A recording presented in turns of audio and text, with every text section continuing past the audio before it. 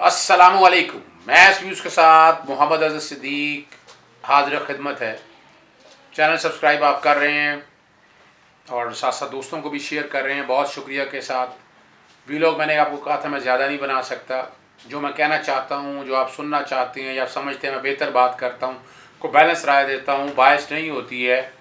तो साथ आप बेल आइकॉन भी क्लिक कर दें, उससे आपको फ़ौरन वीलॉग का पता चल जाएगा कि वीलॉग अपलोड हो चुकी है। आज का मौजू मैंने चूज़ किया, वैसे तो जस्टिस काजी फ़ायद केस में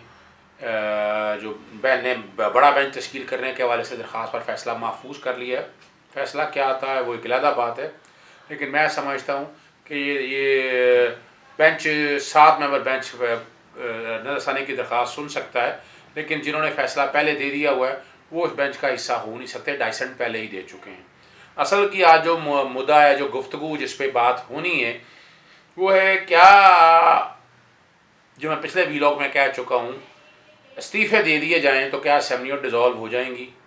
क्या नए इलेक्शन होंगे। वो मैं बड़ा वाज़ेह तौर पर अपने पिछले वीलॉग में कह चुका हूँ। जो मैंने कल वीलॉग मेरा अपलोड हुआ है, बड़ा वाज़ेह तौर पर मैंने चीज़ें क्लियर कर दी। अब उसमें सिर्फ एक ऐसा मौजू है कि जो PDM की हुकूमतों के अंदर जो इक़्तिदार में है वो है पीपल्स पार्टी की गवर्नमेंट। तो बिलावल भुट्टो साहब जब PDM का स्टेयरिंग कमेटी का इजलास हुआ तो उसके सामने जिस तरह रवैया इख्तियार किया वहाँ और जो बातें की गई हैं, बिलावल भुट्टो साहब ने तो अपना माइंड बड़ा क्लियर कर दिया है कि सेंट्रल एग्जीक्यूटिव कमेटी CAC फैसला करेगी। अब ये CAC का फैसला करने से आप समझ सकते हैं ये इनकार है साफ लफ्ज़ों में। और ये पैगाम बिलावल भुट्टो साहब ने मौलाना फजलुर रहमान साहब को दे दिया। नवाज शरीफ साहब बीच में पड़े भी कि आपस में सुलह कर ली जाए। अब सुलह से मुराद ये कि कंसेंसस के साथ फैसला किया जाए। तो इसीलिए बजाय स्पीकर को, नेशनल असम्बली को, स्पीकर सूबाई असम्बली को फैसला ये हुआ कि ये इस्तीफ़े जो है ना पार्टी लीडर्स को जमा करा दी जाए। तो ये तो बेवकूफ़ बनाने वाली बात है ना। इस्तीफ़ा तो आपको आइन के आर्टिकल 64 के तहत स्पीकर नेशनल असम्बली, स्पीकर सूबाई असम्बली या चेयरमैन सेनेट को देना, और वो तभी सीट वेकेंट डिक्लेयर होगी। अब बिलावल भुट्टो साहब की मंतक जो उन्होंने गालिबन आसफ जरदारी साहब से या बाकी लीडर्स सबसे बताया है, वो मंतक मौलाना फजलुर रहमान को भी मेरी इतला के मुताबिक वो क्लियर किया है कि जब आज़ादी मार्च आपने क्लियर आना था, लेके आना था, तो याद होगा कि वो फैसिलिटेट सिंध गवर्नमेंट ने किया था। अगर आज सिंध गवर्नमेंट डिज़ोल्व कर दी जाए, पीपल्स पार्टी की हुकूमत चली जाएगी और गवर्नर को इख्तियार है नई असम्बली बनाने का, नई असम्बली तश्कील देने का,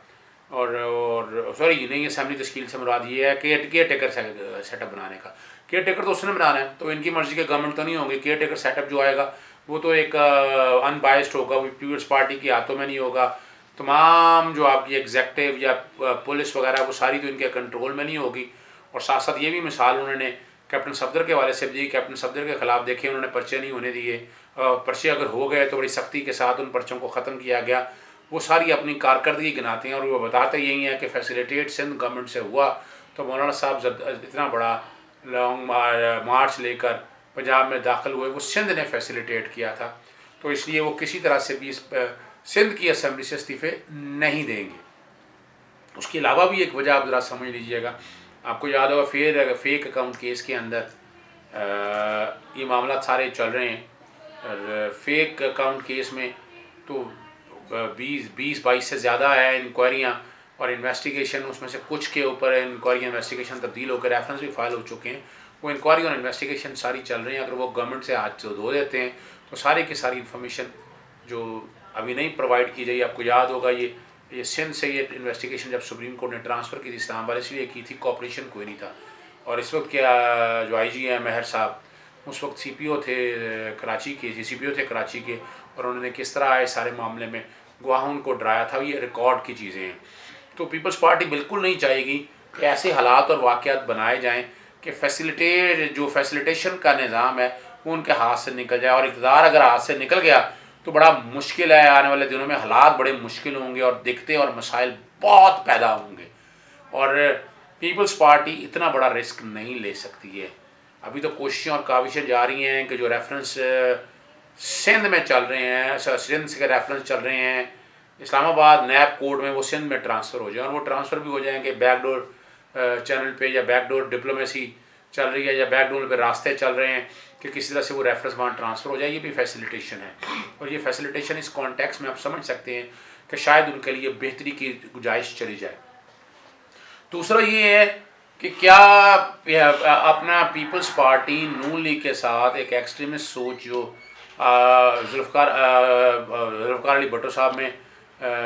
جنرل ضیاء الحق کے حوالے سے تھا، اور اس وقت جو عمران خان صاحب کا بھی ایک اپنا نقطہ نظر ہے کہ پی ڈی ایم کو پیچھے سے باہر کے ممالک کو سپورٹ کر رہے ہیں، اس میں نام اسرائیل اور بھارت کا تو آ رہا ہے، لیکن ساتھ ساتھ کسی جگہ کہیں سعودی عرب کا بھی ذکر ہوتا ہے کہ شاید کوئی ایسی بات ہے۔ کوشش کی جاتی ہے، اندر بیٹھ کے بتایا جاتا ہے، بیوقوف بتایا جاتا ہے کہ چائنا بھی ساتھ دے رہا ہے، لیکن چائنا کوئی ساتھ دے نہیں سکتا، اور نہ ایسے حالات ہیں کہ چائنا ان حالات میں اندر جیسے سی پیک چل رہا ہے اور اسٹیج کے اوپر ویسا رسک چائنا نہیں لے سکتا،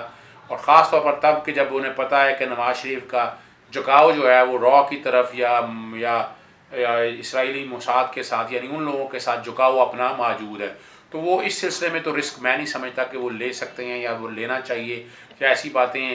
تو بظاہر یہ نظر نہیں آتا ہے کہ پیپلز پارٹی بڑا سوچ سمجھ کے قدم رکھے گی کہ طالبانائزیشن کی جو سوچ ہے، جس کی وجہ سے بی بی صاحبہ شہادت ہوئی اور جتنے بڑے بڑے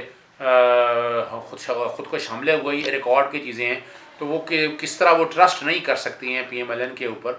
ابھی تو صرف ایک چل رہی ہے جو این آر او یا جو نیب کے کیسز چل رہے ہیں، نیب کے کیسز کے حوالے سے یہ سارے معاملات چل رہے ہیں، تاکہ اکٹھے بیٹھ کے کوئی نہ کوئی ایسا راستہ وایا میڈیا ایسا نکل آئے کہ وہ اس سارے معاملے کو آسانی سے بیٹھ کر سیٹل کر لیں۔ تو میں نہیں سمجھتا کہ بلاول بھٹو یا زرداری صاحب جو ہیں نواز شریف پر ٹرسٹ کر لیں، اور خاص طور پر اور کہ یہ آصف زرداری صاحب یا بلاول بھٹو سمجھتے ہیں کہ ان کے باہر کی ایجنسیوں کے ساتھ زیادہ تعلقات ہیں، اور کل آ کے کئی مسائل پیدا ہو سکتے ہیں، اور ایک خاص لابی جو نواز شریف کو بچانے کے لیے لگی ہوئی ہے، وہ کل ان کے لیے بھی مسائل پیدا کر سکتی ہے اور ان کے لیے بھی زندگی تنگ کر سکتی ہے، کیونکہ یہ تو نہیں ہو سکتا نا کہ یہ ساری جتنی پی ڈی ایم میں جماعتیں ہیں یہ اکٹھی آ کر بیٹھ کے الیکشن ایک ہی پلیٹ فارم پہ لڑیں، یہ بظاہر ناممکن سی بات ہے، اور اگر یہ لڑیں گی بھی تو اپنے ووٹر کو سیٹسفائی کیسے کر پائیں گی؟ تو یہ بھی ایک بڑا مشکل ہے انٹرنیشنل سینیریو کو سامنے رکھتے ہوئے، کیا راستہ بلاول بھٹو صاحب دے دیں گے؟ تو یہ سمجھنا اس لیے ضروری ہے کہ یہ تو ہے کہ نیشنل اسمبلی میں وہ استعفے شاید دے دیں، اور نیشنل اسمبلی میں استعفے دوسرا بھی یاد رکھیے گا، سینٹ کے الیکشن ہونے، آپ کو پتہ ہے خرید و فروخت ہوتی ہے سینٹ کے الیکشن میں، اور آپ کو صادق سنجرانی صاحب کے دور میں یاد ہوگا جب حاصل بزنجو صاحب نے الیکشن لڑنا تھا، الزام حاصل بزنجو صاحب نے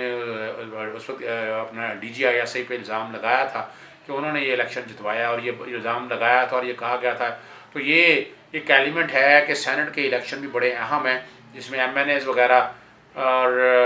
جو ایم پی ایز وغیرہ ہیں ان کی بولی کا وقت ہوتا ہے اور قیمت کا وقت ہوتا ہے، ان میں جن لوگوں نے بکنا ہوتا ہے یا جنہوں نے بولی بنانی ہوتی ہے، تو وہ عمران خان صاحب نے کہا تو ایسا ہی ہے کہ سینٹ کے الیکشن میں خوب فول پروف ایسا نظام بنایا گیا کہ دوبارہ یعنی اس طرح پیسوں نشاور نہ کیا جا سکیں، کوئی ریگنگ نہ ہو سکے، تو یہ بھی ایک معاملہ سمجھنا ہے۔ اور اگر وہ ڈیزالو کر دیں، یعنی اس وقت بھٹو صاحب کے دور سے اس وقت سندھ اسمبلی کے اندر پیپلز پارٹی کی ایک ریکارڈ نشستیں ہیں، تو ریکارڈ سینٹ کی نشستیں وہ لے سکتی ہے،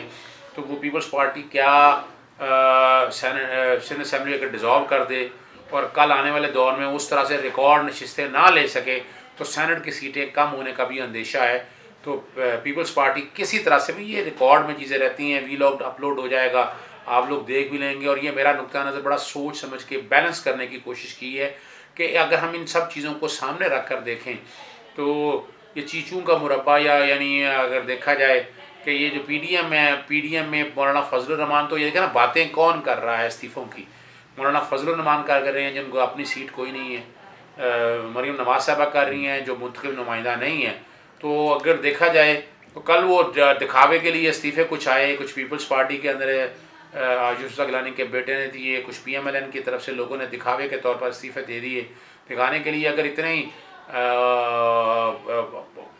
بہت دل کر رہا ہے استعفے دینے کو اور ساری کے سامنے رہنے چاہیے، اسپیکر نیشنل اسمبلی، اسپیکر صوبائی اسمبلی یا چیئرمین سینٹ کے پاس استعفے آنے چاہیے، نہ کہ یہ میڈیا کے اوپر فلوٹ کر جائیں، سوشل میڈیا پہ آپ کو پتہ ہے 5th جنریشن وار چل رہی ہے، اور یہ معاملات کس ڈگر پہ جائیں گے یا کس دہج بیٹھیں گے یہ آنے والا دور بتا سکے گا ہمیں سمجھنے کے لیے۔ ہم جو